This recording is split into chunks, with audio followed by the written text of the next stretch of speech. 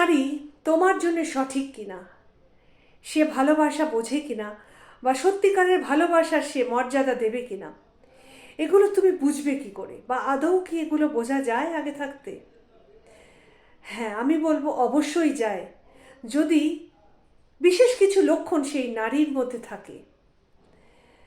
দেখবে, যখন কোনো নারী সত্যিকারের ভালো একজন মানুষ হয়, বা ভালো একজন প্রেমিকা হয়, বা জীবনসঙ্গী হয়, তখন সে কখনো তোমার টাকা পয়সা, ধন দৌলত বা তোমার সম্পত্তির ওপর লোভ দেবে না।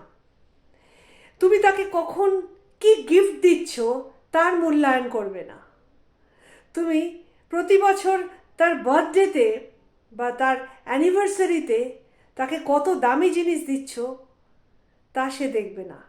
সে সর্বদা তোমার প্রেজেন্স, তোমার টাইম, তোমাকে চাইবে।